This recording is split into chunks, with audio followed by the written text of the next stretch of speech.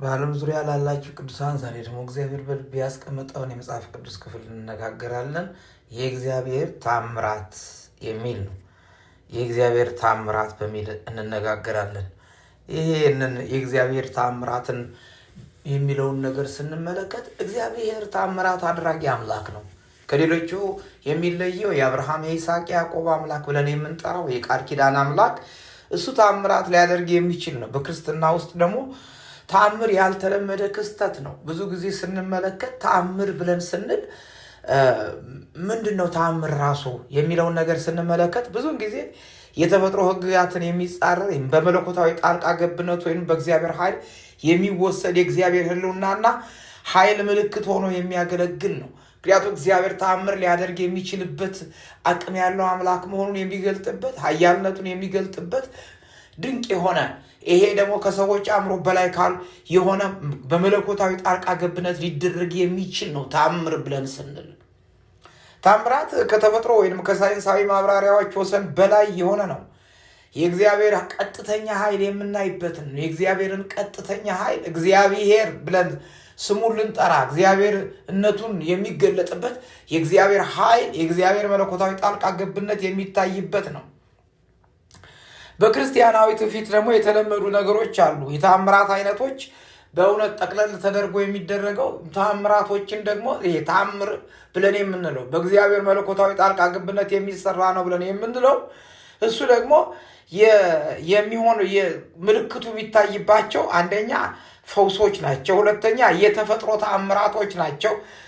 እንደ ማዕበል ማቆም ክርስቶስ ኢየሱስ በዚያ በማርቆስ ምዕራፍ 4 ላይ እንዳለው እንደተናገረው ማዕበሉ ጸጥ በል ዝም በል አለው፣ ታላቅም ጸጥታ ሆነ እንደሚለው እንደዚህ ከሰው በላይ የሆነ ነገር ግን ለሰዎች ሕይወት ውስጥ ጣልቃ ገብነትን የሚያመጣ የእግዚአብሔር መለኮታዊ ኃይል ብለን የምንጠራው ነው። እና ታምራት ዋናው ምንድነው? ታምር ለምንድነው ታምር ሊደረግ የተፈለገበት? የታምራት ዓላማ ምንድነው? ታምራት ብዙ ጊዜ እንደ እግዚአብሔር ኃይልና ተፈጥሮ ወይንም ደግሞ ኢየሱስ የእግዚአብሔር ልጅ ነው የሚሉትን ወደ ትልቅነት እውነታ የሚያመለክቱ እውነታዎች ሆነው ሳሉ ይሄ ድንቅ ታምር የሚደረግበት የእግዚአብሔርን ማንነት መግለጫ ነው ዓላማው። ታምር የሚደረግበት ምክንያት እግዚአብሔር ታምር ሊያደርግ የሚችልበት ምክንያት ምንድነው? የሰዎች ውስን ኃይል እንዳላቸው ተረድተው እግዚአብሔር ግን ጣልቃ ገብቶ ታምር ሊያደርግ የሚችል አምላክ መሆኑን አይተው የእግዚአብሔርን ታላቅነትን ያውቁ ዘንድ ነው ታምራት የሚደረገው። የመጽሐፍ ቅዱስ ምሳሌዎች ብዙ ጊዜ ሙሴን ብንመለከት በሙሴ እጅ ብዙ ታምራቶች ተደርገው ነበረ። ይሄ ደግሞ በጣም የሚያስደንቀው የዛ ጊዜ በግብፅ ባርነት ጊዜ በነበሩበት በዛ ዘመን እዚያ ደግሞ እግዚአብሔር የፈርዖንን አማልክቶች ብዙ አማልክቶች ነበሩት። በግብፅ የሚመለኩ ብዙ ጣዖታት ከ3 ሚሊዮን በላይ የነበሩ ጣዖታት ነበሩ። እነዚያን ሁሉ ለማሳፈር እንግዲህ አንተ አምላኬ ብለህ የምትለው እነዚህ ከሆኑ ብሎ እግዚአብሔር እስራኤልን በ10 መቅሰፍት ከዚያ ከግብፅ ባርነት ሲያላቅቅ እንመለከታለን። እግዚአብሔር ታላቅ አምላክ ኃያል አምላክ ስለሆነ ኃያልነቱን ለመግለጥ አሁን ሙሴ እዛ በሚቆምበት ጊዜ እስራኤልን ወክሎ በሚቆምበት ጊዜ የእስራኤል አምላክ እግዚአብሔር ደግሞ ያደረገው ተአምራት ህዝቡን ለማላቀቅ ህዝቤን ልቀቅ በምድረ በዳ ያመልከኝ ዘንድ ህዝቤን ልቀቅ ባለ ጊዜ እግዚአብሔር ታምር ማድረግ ነበረበት። የእግዚአብሔርና የግብፅ ጣዖታት አሁን በፍልሚያ ውስጥ የሚገኙበት ዘመን ነበር። እግዚአብሔር ታምራት በማድረግ ህዝቡን ከባርነት ሲያላቅቅ እንመለከታለን። እግዚአብሔር ስሙ የተባረከ ይሁን። በብሉይ ኪዳን የተመዘገቡ 83 ተአምራቶች አሉ። በአዲስ ኪዳን ደግሞ ከ80 በላይ የሚሆኑ ተአምራቶችን እንመለከታለን። እግዚአብሔር ያደረጋቸው ተአምራት በብሉይ ኪዳን ከተቆጠሩት መካከል ከ83 በላይ የሚሆኑ ሌሎቹ ደግሞ በአዲስ ኪዳን ያሉ ደግሞ ከ80 በላይ የሆኑ ተአምራቶች ተደርገዋል። 4 ወንጌሎች ማቴዎስ፣ ማርቆስ፣ ሉቃስ፣ ዮሐንስ ውስጥ ደግሞ የተከናወኑ ደግሞ ተብለው የተመዘገቡት እነዚህ በወንጌላት ውስጥ 37 ተአምራት ተመዝግበው እንመለከታለን።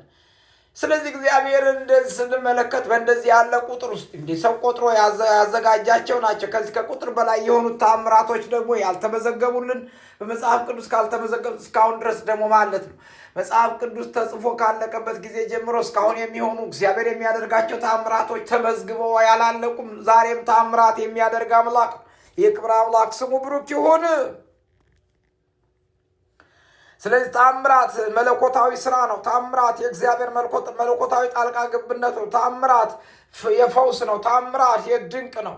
ስለዚህ ተአምራቶች በበሽታዎች ላይ፣ ተአምራቶች በአውሎ ነፋሶች፣ በተፈጥሮ ላይ ተአምራቶች በተለያዩ ሁኔታዎች ላይ ተገልጠው ከሆነ አስደናቂው ነገር የእስራኤል አምላክ እግዚአብሔር ተአምር ሊያደርግ የሚችልበትን ምክንያት ስንመለከት ዓላማው እግዚአብሔር ራሱን ማስተዋወቁ ነው። እግዚአብሔርነቱን አግንኖ ሉዓላዊነቱን አግንኖ ሁሉን ቻይነቱን አጉልቶ ማሳየቱ ነው። ጌታችን ኢየሱስ ክርስቶስ በነበረበት ዘመን ደግሞ የሚያስደንቁት እነዚህ 37 ተብለው የተጠቀሱት ተአምራቶች አስደናቂ ተአምራቶች ናቸው። መቼም ብዙዎች በእጁ በጌታ በኢየሱስ ክርስቶስ እጅ ተነስተዋል። ስለዚህ ከሙታን የተነሱትን ብንቆጥርና አልዓዛርን ሞት የነበረውን ከሞተ 4 ቀን ሆኖታል ሸቷል ተብሎ የተባለውን ሰዎች እንዲህ የአስክሬን ተብሎ ተገንዞ ያለ ያንን ሰው ሕይወትን የሰጠበት ውሃን ወደ ወይን ጠጅ የቀየረበት ታምር። እንደገናም ደግሞ በጣም ያስደንቀው ነገር በጠራቸውና ባስተማራቸው በደቀ መዛሙርቱ በሐዋርያት ሕይወት ውስጥ የሆኑት ደግሞ ተአምራቶች የቀጠሉ ተአምራቶችን ብንመለከት ሐዋርያት ሥራ የተአምራት መጽሐፍ ነው። የመንፈስ ቅዱስ ሥራ የተአምራት ሥራ ነው። በዚያ ውስጥ ደግሞ ሐዋርያቶች ውስጥ ደግሞ የተሰራ ሥራ መንፈስ ቅዱስን ከተሞሉ በኋላ ከዚያ በኋላ አስደናቂ የሚሆነው ነገር ምንድን ነው? ምዕራፍ 3 ላይ አስደናቂ ነገር ሲሆን እንመለከታለን። እንደዚያ ያለ ሽባ ነገር ግን እንዲህ ያሉ ብርና ወርቅ የለንም፣ አሁን ግን የምንሰጠው አንድ አለ፣ በሰማይ ስልጣን ያለው ስም፣ በምድር ስልጣን ያለው ስም፣ በተፈጥሮ ላይ ስልጣን ያለው ስም፣ በአንተ በራስ ላይ ስልጣን ያለውን ስም፣ ይህን ስም እንጠራለን። በናዝሬቱ በኢየሱስ ክርስቶስ ስም ተነሳና ተመላለስ። ድንቅ ነው። በሁሉም ላይ ሞገስ ነበራቸው ይላል። በሐዋርያቶች ላይ ወንጌልን በሚሰብኩበት ጊዜ ድንቅና ተአምራት በእጃቸው ይደረግ ነበር። እንዲህ ይላል ሁለተኛ የሐዋርያት ሥራ ምዕራፍ 2 ላይ ያለውን ቃል ሄደን እንዲህ ብሎ ይናገራል። እግዚአብሔር ስሙ የተባረከ ይሁን። የሐዋርያት ሥራ ምዕራፍ 2 ላይ እንዲህ ይላል። ከቁጥር 43 ጀምሮ ያለውን ብንመለከት አስደናቂ ነገር ይናገራል። ነገር ግን በሰው ሁሉ ፍርሃት ሆነ፣ በሐዋርያትም እጅ ብዙ ድንቅና ምልክት ተደረገ ይላል። እግዚአብሔር ስሙ የተባረከ ይሁን።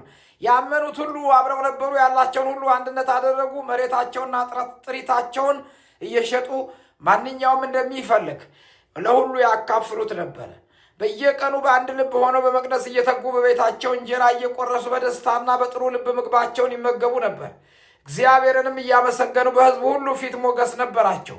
ጌታም የሚድኑትን ዕለት ዕለት በእነርሱ ላይ ይጨምር ነበረ እያለ ይናገራል። የሐዋርያት ሥራ የተአምራት መጽሐፍ ነው። እግዚአብሔር መንፈስ ቅዱስ ተአምር ሲያደርግ የምንመለከትበት መጽሐፍ ነው። እግዚአብሔር የተአምራት አምላክ፣ ይሄ ውሃያን ወደ ወይን ጠጅ የሚቀይር በሽተኛን የሚፈውስ ጣልቃ እየገባ ተአምር የሚያደርግ ይሄ ጌታችን ኢየሱስ ክርስቶስ ብለን የምንለው ድንቁ ጌታ ኃያል አምላክ ድንቅ የሚሰራ ዛሬም ድንቅ አድራጊ ጌታ ነው። ስሙ የተባረከ ይሁን። በዚህ ውስጥ እንግዲህ ከምንጠቅሳቸው 7 አስደናቂ ተአምራት ብለን ከምንላቸው ጌታችን ኢየሱስ ክርስቶስ በሰርግ ላይ ውሃን ወደ ወይን የቀየረበትን ነው የምንመለከተው። ሌላው ደግሞ የማያልቅ የዱቄት ማሰሮ ያ ዘይት የዛች ሴት ዘይት በዚያ የዛች መበለት ባሪያ እግዚአብሔርን ይፈራ ነበር እንዳለችው እዚያ የሚገርም ተአምር ሲሆን እንመለከታለን። የማያልቅ ዘይት እግዚአብሔር ያመጣበት ነው። ሌላው 3ኛው ደግሞ በጣም አስደናቂ እንደ በልዓም አህያ አይቶ የተናገረችው ንግግር ነው። 4ኛ ደግሞ የእግዚአብሔር ቃል ሲነግረና በጣም አስደናቂው ነገር ምንድን ነው? ብዙዎቹ የእግዚአብሔር ቃል ተአምራትን የተደረገበትን ክፍል ስንመለከት እንዲህ የሚል ነው።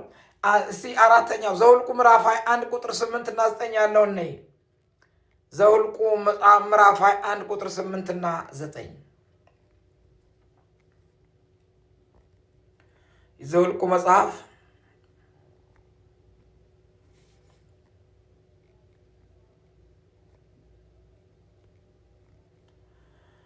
ዘኍልቍ መጽሐፍ ምዕራፍ 21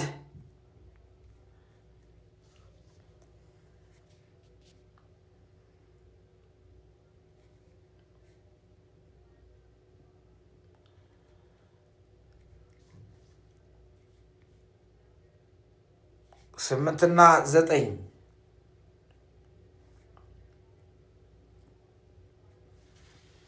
ሙሴም ስለ ሕዝቡ ጸለየ። እግዚአብሔርም ሙሴን እባብን ሰርተህ በዓላማ ላይ ስቀል፣ የተነደፈው ሁሉ ሲያያት በሕይወት ይኖራል አለው። ሙሴም የናስን እባብ ሰርቶ በዓላማ ላይ ሰቀለ። እባብም የነደፈችው ሰው ሁሉ የናሱን እባብ ባየ ጊዜ ዳነ። እግዚአብሔር ስሙ የተባረከ ይሁን። ይህ በቃ ኤክስትራ ኦርዲናሪ ተብሎ ይባል ማለት በሰዎች ዘንድ ሊደረግ የማይችል ነገር ነው። እንዲህ ያለ ጣልቃ ገብነት አስደናቂ ጣልቃ ገብነት ነው። እግዚአብሔር እንዲህ ሲያደርግ የተለየ ነገር የሚሰራበት ነው። አስደናቂው በናስ እባብ ያንን ባየ ሁሉ እንደዚህ ሲሆን ትመለከታላችሁ። ሰዎች ሲድኑ። ሌላው 5ኛ ኢየሱስ ብዙዎችን የመገበበት ነው። አስደናቂው 5 እንጀራና 2 ዓሣ ይዞ አመስግኖ የመገበበት ድንቅ አስደናቂ ተአምር ብለን የምንጠራው ነው። ሌላው 6ኛ ብዙ ሰዎች በኢየሩሳሌም ወደ ሕይወት የተመለሱበት ያን ማቴዎስ ምዕራፍ 27 ከቁጥር 51 እስከ 53 ድረስ ያለው ነው። ያንን ምድር ተናወጠች፣ ዓለቶችም ተሰነቁ፣ መቃብሮችም ተከፈቱ። የሞቱት የብዙ ፈሪሃ አምላክ ያላቸው ወንዶችና ሴቶች አስክሬን ከሞት ተነስተዋል። ከኢየሱስ ትንሣኤ በኋላ የመቃብር ቦታውን ለቀው ወደ ቅድስት ከተማ ወደ ኢየሩሳሌም ሄዱ እና እነዚህ ብዙ ሰዎች ተገለጡ እያለ ይናገራል። ጌታችን ኢየሱስ ክርስቶስ በዚያን ጊዜ በስቅለቱ ዘመን በዚያን ዘመን የሆነውን ተአምራት ነው የምንመለከተው። 7ኛ ደግሞ እስራኤላውያን ጦርነታቸው እንዲቀጥሉ ምድር ያነ ኢያሱ ጦርነት በነበረበት ዘመን በዚያን ዘመን እንዲህ ይላል። ይህ ክስተት ይላል በያሻር መጽሐፍ የተመዘገበ አይደለምን እያለ ይናገራል። ኢያሱ ምዕራፍ 10 ቁጥር 13 እና 14 ላይ ያለውን ክፍል እንመለከታለን። የኢያሱ መጽሐፍ ምዕራፍ 10 ላይ ያለውን ቃል ሄደን እንመለከታለን።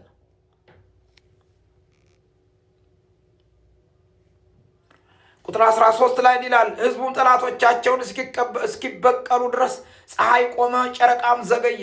ይህስ በያሻር መጽሐፍ የጻፈ አይደለምን? ፀሐይም በሰማይ መካከል ዘገየ፣ 1 ቀንም ሙሉ ያህል ለመግባት አልቸኮለም እያለ ይናገራል።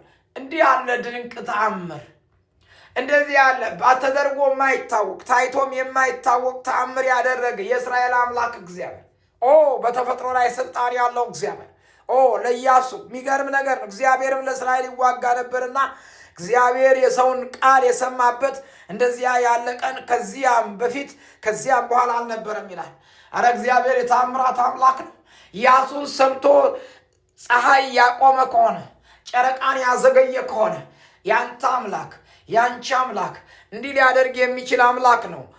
ፀሐይን ማቆም የሚችል ጨረቃን ማዘግየት የሚችል የተአምራት አምላክ ነው ያንቺ አምላክ ያንተ አምላክ። ስለዚህ ወገኖች እንዲያስቡ የክብር አምላክ እግዚአብሔር ማን ነው ዛሬስ ብለን ብንመለከት፣ ዛሬም እግዚአብሔር የተአምራት አምላክ ተብሎ የሚጠራ አምላክ ነው። ዛሬስ ማን ነው እግዚአብሔር ብለን የምንለው? እግዚአብሔር ዛሬም ተአምራትን ማድረግ የሚችል አቅም ያለው አምላክ ነው። የክብር አምላክ እግዚአብሔር ገናናውና ኃያሉ ንጉሥ አሁን ተአምራት አድራጊነት እንዲገለጥ ጸልያለሁ። በምድሬ ላይ ተአምራት እንዲሆን ጸልያለሁ። በኢትዮጵያ ምድር ተአምራት እንዲሆን ጸልያለሁ። በኤርትራ ምድር ተአምራት እንዲሆን ጸልያለሁ። ባለንበት ምድር ተአምራት እንዲሆን ጸልያለሁ። በጌታ በኢየሱስ ስም የተአምራት አምላክ እግዚአብሔር ድንቅ እንድታደርግ እንጸልያለን። አንተ ድንቅ አድራጊ